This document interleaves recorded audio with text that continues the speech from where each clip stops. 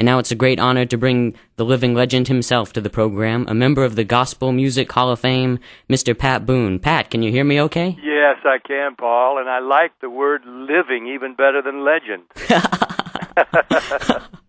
Oh, it's just really a true honor to have you here on the program, Pat. Thank you for taking your time to be with me here. Well, fun to be with you. And I guess maybe we'll start back at the beginning, if that's okay with you. Sure, that's a good place.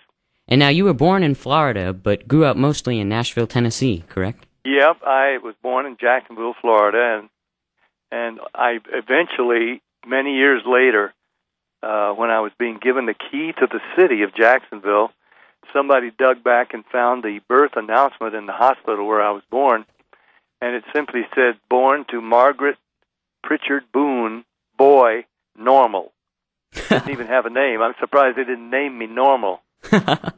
But just fortunately, a boy and normal, and then the name came later. But when I was 2, my dad, a building contractor, moved to Nashville and merged or went into business with his uncle, who also had a construction company. And, of course, it was the Boone Construction Company. And for the next 50 years, Daddy built schools and homes and office buildings all over Middle Tennessee, and thought that his 2 boys, my brother Nick and I, would join him in the building business. But I love singing, and so when I was 19, I married, and soon a career began, and so my brother went into the architecture field briefly, and then he went into church work. Oh, so wow. Daddy kept running his own business till he was 80, and finally retired only because his younger partners had already retired and left him holding the bag. Well, that's a long-winded answer to your question. Yeah, I grew up in Nashville. So, being surrounded by country music, did you develop a love for it in Nashville? Well, first I developed a love for the daughter of one of the country music legends, Red Foley. His daughter Shirley transferred to our school. Up till then, I had been more pop-oriented, because my brother and I used to sing at family gatherings, and we would pick pop songs that we could harmonize on. And I just, even though we're living right in Nashville and in the virtual shadow of the Grand Ole Opry, I was listening to Perry Como, Bing Crosby, Nat Cole, people like that, until this pretty young girl, Shirley Foley, transferred to our school, David Lipscomb High School, when she was 16 and I was, and I went up to the basketball captain and in the hallway and asked if I could meet this pretty young girl. And from then on, I developed a very keen interest in country music. And I have to tell you this, right now I was going through my grandfather's 78 collection the other day, and I think he has just about every Red Foley 78 that there ever was from back in the day. Well, he's listening out there now, and I found a couple Christmas ones that had Red Foley and his children singing along, and Shirley was one of them. Yes, of course. Yeah, he involved his daughters in some of his singing, like I eventually did in mine. And there's something about that family sound. There's a sort of a consonance that kicks in, and their families just sound good and right together. But Red, he was truly a legend and one of the greats. I've asked other terrific country singers like Eddie Arnold and Roy Rogers and Roy Acuff who they think is the best singer that country music ever produced, and they all said Red Foley. He was very, very smooth, one of the smoothest singers I think I've ever heard, along with you, Pat. You heard his heartbeat. You just heard there was a throb in his voice, and you felt his emotions. And that's when a singer can make you feel what he feels, it's a home run. And so, how old were you, Pat, when you gave your first public performance? Well, I guess it depend on the definition of public. Big family gatherings when my brother and I were 9, 10 years old. In high school, grade school actually, when there was a musical play, they needed somebody that could carry a tune and sing the lead. So I did that like in the 8th grade, and then throughout high school, I was singing in a local theater in the suburbs of Nashville, Belle Meade. There was a theater, the Belle Meade Theater, and on Saturdays, the manager of the theater, a guy named Ed Jordan, he ran what he called the Belle Meade Happiness Club, and that was before the kids movie, before the serial used to be actual weekly serials in the movies, sure. Westerns or whatever, chase films, cartoons.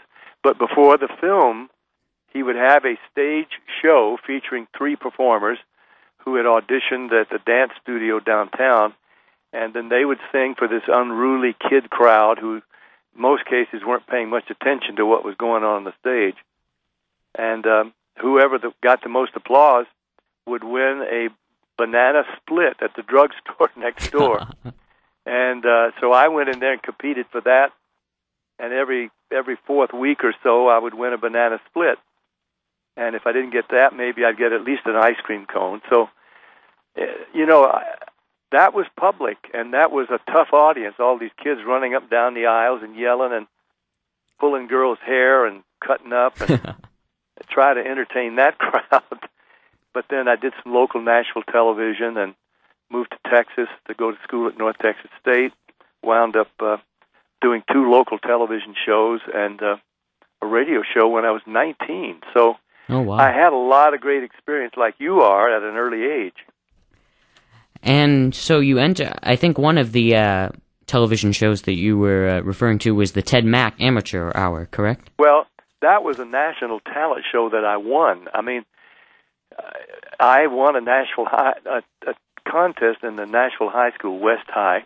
The first prize was a trip to New York and an audition with Ted Mack. Now, I was only 18 when I won that. So I did go to New York. I did audition. I did get on the show, and I did win. It was like the original American Idol show in that the viewers wrote and called and cards, letters, and selected the winner who would appear again the next week. And if you won 3 weeks in a row, you would qualify for a finals, kind of a shootout between all the three-time winners whenever there would be enough to do that. So I did win 3 weeks in a row, and that was the Ted Mack Amateur Hour, and that led then to the recording contract with Dot Records, which was an aggressive, progressive company from Gallatin, Tennessee, not far out of Nashville. And so the recording career came directly from winning those TV shows, the Ted Mack Amateur Hour.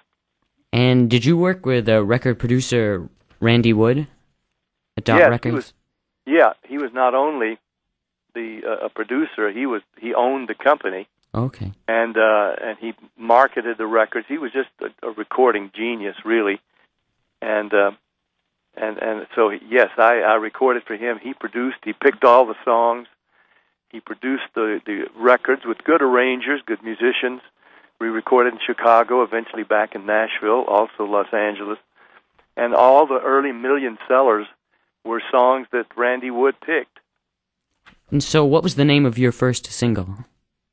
It was a song called Two Hearts, Two Kisses. It was a rhythm and blues hit by a group called the Charms on the Dutone label. And at that point in time, rhythm and blues music was a separate field, a separate genre of music, and pop radio was paying no attention at all to rhythm and blues, because actually they called it race music, because it was largely black artists, black stations, black listeners, black record buyers. So when I recorded this song, Two Hearts, Two Kisses, it had already been a hit in the rhythm and blues field, but was unknown in the pop area. So mine was what we called a rock and roll record. And believe it or not, back just as I was getting started, there was no such thing as rock and roll. I helped, really, Elvis and I helped introduce and sort of legitimize this whole genre of music we now call rock and roll. It was really originally rhythm and blues,